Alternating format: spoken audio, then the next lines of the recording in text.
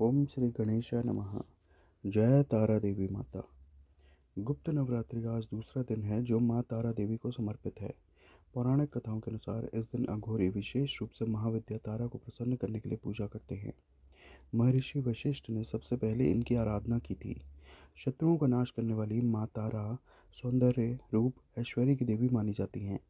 साथ ही आर्थिक उन्नति, भोग और मोक्ष दोनों प्रदान करने वाली भी हैं। तारापीठ में देवी सती के नेत्र गिरे थे, इसलिए इस स्थान को नयन तारा भी कहा जाता है। यह पीठ पश्चिम बंगाल के बीरभूम में स्थित है।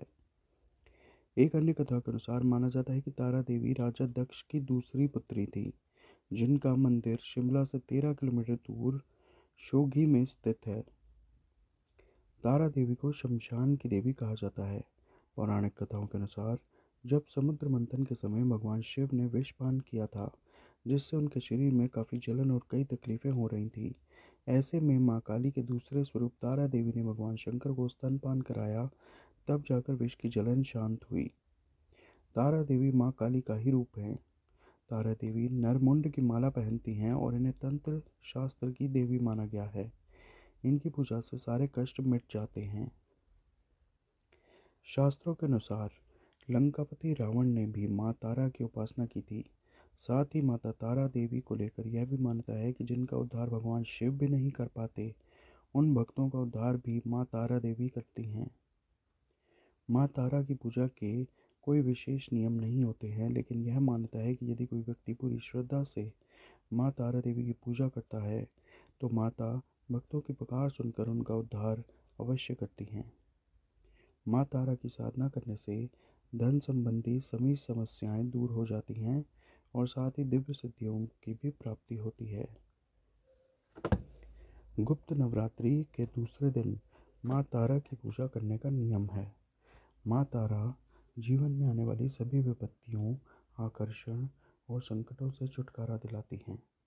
माँ तारा की साधना पूर्ण रूप से अघोरी साधना होती है। माँ तारा की साधना करने से मनुष्य को लौकिक सुख के साथ साथ शांति और समृद्धि भी प्राप्त होती है।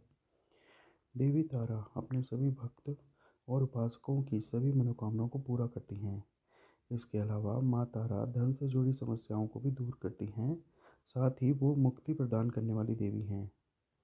बौद्ध धर्म में भी माँ तारा की उपासना को बहुत महत्वपूर्ण माना गया है। मान्यताओं के अनुसार भगवान बुद्ध ने भी माँ तारा की आराधना की थी और साथ ही भगवान श्री राम के गुरु वशिष्ठ ने भी पूर्णता को प्राप्त करने के लिए माँ तारा की उपासना की थी।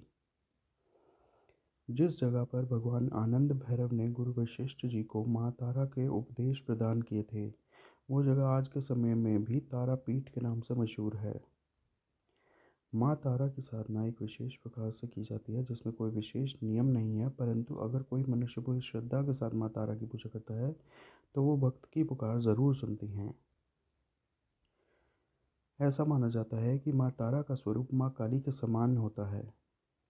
माँ तारा की पूजा ज़्यादातर अघोरी, तांत्रिक और साधु करते हैं। माँ तारा के 3 स्वरूप हैं। इनका रंग नीला है, इसलिए इन्हें नील सरस्वती भी कहा जाता है।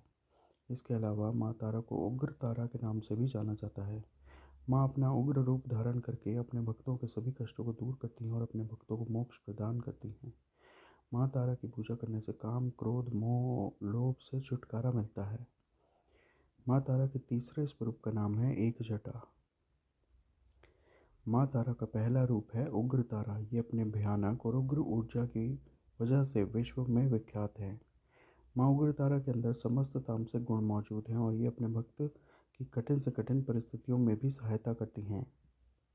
उग्र तारा किसी भी प्रकार के संकटों का नाश करती हैं और साथ ही बुद्धि, बल, विवेक को जागृत करके अपने भक्तों को विनाशकारी परिस्थितियों में भी पथ प्रदर्शन करती हैं और उनकी सहायता करती हैं।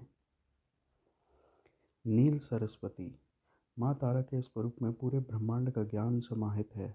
माँ नील सरस्वती आयुर्वेद, ज्योतिष, विज्ञान या कुछ और भी अज्ञात ज्ञान जो कि सामान्य बुद्धि के व्यक्ति की समझ से परे हैं, इन सभी चीज़ों को एकत्र करने के पश्चात जो स्वरूप बनेगा और जो ऊर्जा उत्पन्न होगी, वह है देवी नील सरस्वती।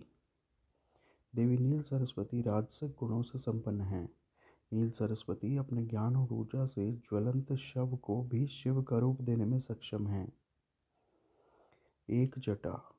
माँ तारा का तीसरा स्वरूप है एक जटा। देवी एक जटा मोक्ष प्रदान करने वाली देवी हैं। माँ का यह स्वरूप सत्व गुणी है। देवी एक जटा शिव को अपनी जटाओं में धारण करके उन्हें मोक्ष प्रदान करने वाली देवी हैं। देवी एक जटा अपने अभी भक्तों को मृत्यु के पश्चात अपनी जटा में स्थान देती हैं और साथ ही मोक्ष प्रदान करती हैं। माँ तारा देवी की कथा। पौराणिक कथा के अनुसार देवी तारा का जन्म मेरु पर्वत के पश्चिम भाग में चोलना नदी के किनारे पर हुआ था। स्वतंत्र तंत्र के अनुसार देवी तारा की उत्पत्ति तट पर हुई। हयग्रीव नाम के दैत्य के वध हेतु देवी महाकाली ने ही नील वर्ण धारण किया था। महाकाल संहिता के अनुसार चैत्र शुक्ल अष्टमी तिथि में देवी तारा प्रकट हुई थी। इस कारण यह तिथि तारा अष्टमी कहलाती है। चैत्र शुक्ल नवमी की रात्रि तारा रात्रि कहलाती है। सबसे पहले स्वर्गलोक के रत्नद्वीप में वैदिक कल्पोक्त तथ्यों तथा वाक्यों को देवी काली के मुख से सुनकर शिवजी अपनी पत्नी पर बहुत प्रसन्न हुए। सर्वप्रथम स्वर्गलोक के रत्नद्वीप में वैदिक कल्पोक्त तथ्यों तथा वाक्यों को देवी काली के मुख से सुनकर शिवजी अपनी पत्नी पर बहुत प्रसन्न हुए। शिवजी ने महाकाली से पूछा, आदि काल में आप अपने भयंकर मुख वाले रावण का विनाश किया। आपने भयंकर मुख वाले रावण का विनाश किया, तब आश्चर्य से युक्त आपका वह स्वरूप तारा नाम से विख्यात हुआ।